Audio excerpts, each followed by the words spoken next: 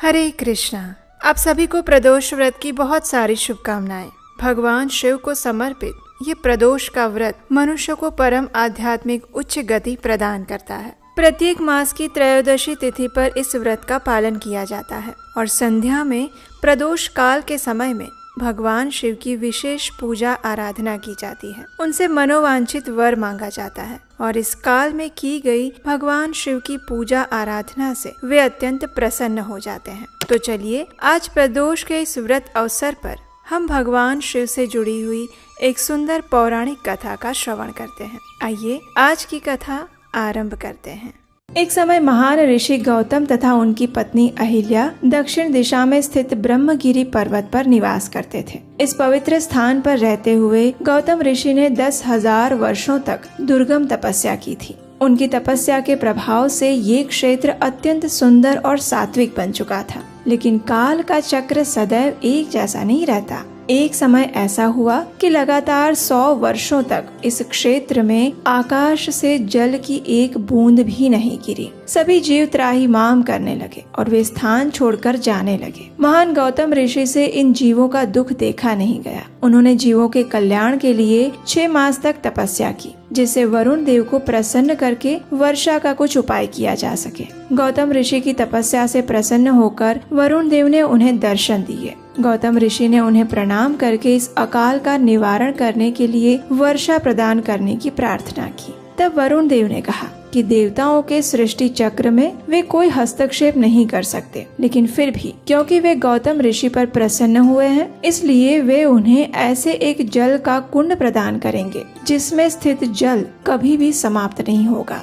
ये कहकर वरुण देव ने गौतम ऋषि को एक गड्ढा तैयार करने के लिए कहा। उनकी बात सुनकर गौतम ऋषि ने 1 हाथ गहरा गड्ढा खोदा। वरुण देव ने उस गड्ढे को जल से भरते हुए गौतम ऋषि से कहा, हे महामुने, मैंने इस गड्ढे को कभी न समाप्त होने वाले जल से भर दिया है। अब इस क्षेत्र में कभी भी जल का संकट नहीं आएगा। इस अक्षय गड्ढे को एक तीर्थ ही समझो। जो भी आध्यात्मिक कार्य यहाँ संपन्न किया जाएगा वह सदा अक्षय रहेगा। ऐसा कहकर वरुण देव अंतर्ध्यान हो गए। इस परोपकारी कार्य के पश्चात गौतम ऋषि की ख्याति अग्नि की तरह चारों ओर फैल गई। इस दुर्लभ अक्षय जल को प्राप्त करके गौतम ऋषि पुनः अपने नैमित्तिक कार्यों में लग गए। उन्होंने आसपास के विस्तारों में कुछ धान्य, जौ, फल, फूल इत्यादि उगाए और वे संपूर्ण वन और पर्वत अनेक प्रकार के सुगंधित पुष्प, रस से भरे फल और धन धान्य से संपन्न हो गया। वहाँ के सुंदर वातावरण की विशेषताएं सुनकर कई प्रकार के पशु पक्षी वहाँ जाकर रहने लगे। महान तपस्या करने वाले ऋषि दूरस्थ स्थानों से अपने शिष्यों, भार्या तथा पुत्रों के साथ वहाँ वास करने चले आए।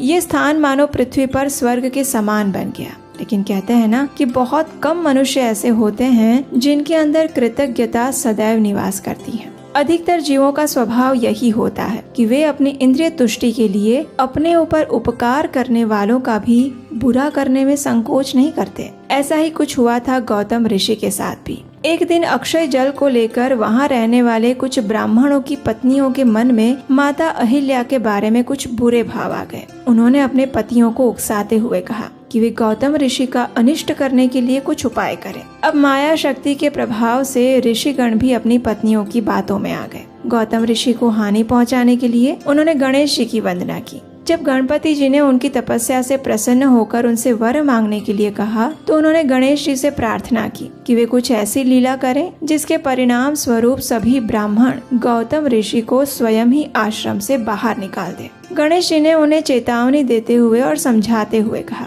हे ऋषियों, ये तुम योग्य कार्य नहीं कर रहे हो। जिस गौतम ऋषि ने तुम पर उपकार किया है, उनका अहित करने से तुम्हारा भी हित कदापि नहीं होगा। अपनी स्त्रियों की शक्ति से मोहित होकर तुम ये कैसा अनर्थ करने जा रहे हो। गौतम ऋषि ने महान तप करके अक्षय जल का प्रबंध किया था और तुम्हारे दुख का नाश किया था, और अब तुम अपनी तपस्या से उन्हीं का अहित कर रहे हो। ऐसा करना कदापि उचित नहीं है। इस कार्य के लिए तुम्हें कठोर दंड भोगना पड़ेगा। मेरी बात पर तनिक विचार करो और कुछ और वरदान मांग लो। लेकिन माया ने उन ब्राह्मणों की बुद्धि को इस प्रकार ढक रखा था कि पार्वती नंदन की बात भी उन्होंने अनसुनी कर दी। अब गणेश जी के पास कोई विकल्प नहीं था, क्योंकि ब्राह्मणों ने उन्हें अपनी तपस्या से प्रसन्न किया था। इसलिए वे उन्हें मनोवांछित वर देने के लिए विवश थे। इसलिए ब्राह्मण की बात मानते हुए गणपति जी ने गौतम ऋषि को आश्रम से बहिष्कृत करने के लिए एक कुटिल योजना बनाई। अब एक दिन क्या हुआ कि गौतम ऋषि ने एक खेत में धान और जौ की फसल उगाई थी।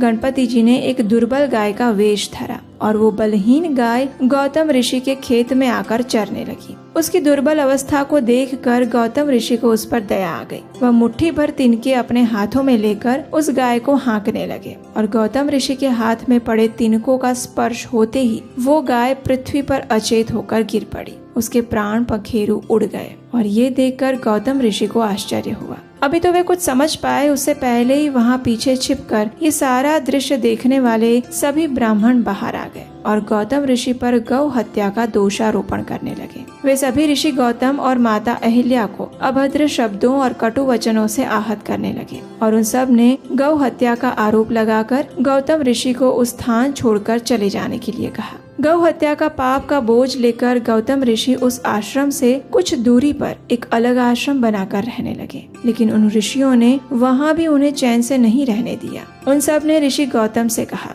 कि गौ हत्या करने के कारण अब वे कोई यज्ञ और अग्निहोत्र करने के भी योग्य नहीं रहे हैं, इसलिए अब उन्हें सबसे पहले प्रायश्चित करना होगा। उनकी बात सुनकर गौतम ऋषि ने बड़ी ही विनम्रता से उनसे पूछा कि वे अपने आप को पाप मुक्त करने के लिए क्या कर सकते हैं। इस पर ऋषियों ने उन्हें कहा, हे गौतम, सर्वप्रथम तुम इस पृथ्वी की 3 बार परिक्रमा करो। उसके पश्चात यहाँ वापस लौटकर 1 महीने का व्रत करो। इसके पश्चात ब्रह्मगिरी पर्वत की 100 बार परिक्रमा करके तुम्हारी शुद्धि होगी। दूसरा उपाय इस प्रकार है, घोर तपस्या करके गंगा जी को यहाँ अवतरित करो, उनके जल में स्नान करो। इसके पश्चात 1 करोड़ पार्थिव शिवलिंगों की स्थापना करके महादेव की आराधना करो। इसके बाद गंगा जी में स्नान करके इस पर्वत की 11 बार परिक्रमा करो। 100 घड़ों के जल से पार्थिव शिवलिंगों को स्नान कराने के पश्चात तुम पाप मुक्त हो जाओगे। ऋषियों की आज्ञा को शिरोधार्य करते हुए गौतम ऋषि ने पार्थिव शिवलिंग बनाकर महादेव की अर्चना करनी आरंभ कर दी। उनकी तपस्या से प्रसन्न होकर भगवान शिव ने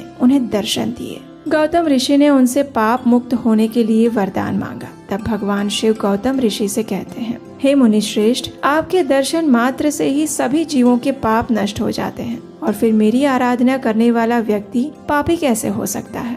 आप तो कृतकृत्य हैं, सदा ही निष्पाप हैं। आपके हाथों से कोई गौ हत्या नहीं हुई। तुम केवल उन ब्राह्मणों के छल का शिकार हुए हो। हत्यारे आप नहीं, वे सभी हैं। उनका कभी कल्याण नहीं होगा। भगवान शिव के मुख से ये सत्य सुनकर गौतम ऋषि आश्चर्यचकित रह गए, लेकिन वे तो ठहरे परम भक्त। उन्होंने भगवान शिव से कहा, महादेव, वास्तव में उन ऋषियों ने मेरा महान हित किया है। यदि उन्होंने मेरे साथ ऐसा दुर्व्यवहार नहीं किया होता तो आज मुझे आपके दर्शन प्राप्त नहीं होते। उनका ये कार्य मेरे लिए परम कल्याणकारी सिद्ध हुआ है। गौतम ऋषि की महानता को देखते हुए भगवान शिव अत्यंत प्रसन्न होकर उनसे वर मांगने के लिए कहते हैं। तब गौतम ऋषि सभी जीवों के कल्याण हेतु भगवान शिव से माता गंगा को अवतरित करने की प्रार्थना करते हैं। उनकी प्रार्थना स्वीकार करते हुए भगवान शिव गंगा का आवाहन करते हैं, जो कि स्त्री के रूप में वहां उपस्थित हो जाती है। भगवान शिव गंगा से कहते हैं कि वे गौतम ऋषि को पवित्र करने के पश्चात वापस स्वर्ग लोक में ना जाएं,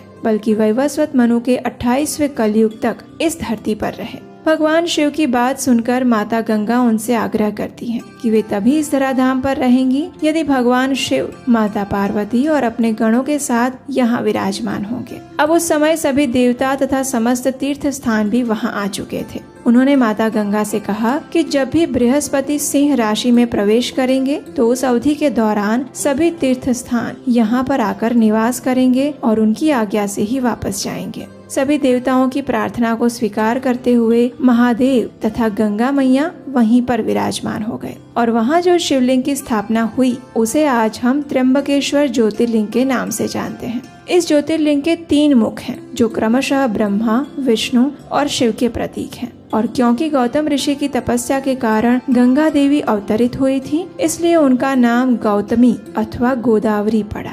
अगर आप भी वैदिक ज्ञान के प्रचार प्रसार में अपना हाथ बटाना चाहते हैं और अपनी आध्यात्मिक जिम्मेदारी निभाना चाहते हैं तो ये अच्छा अवसर है, जहां आप हमें स्क्रीन पर दिए गए नंबर पर अपना आर्थिक योगदान भेज सकते हैं। आपके द्वारा भेजे गए सहयोग से हमारी टीम का तो उत्साह बढ़ता ही है, लेकिन सनातन धर्म के प्रचार का पुण्य फल भी आपको मिलता है। हरे कृष्ण।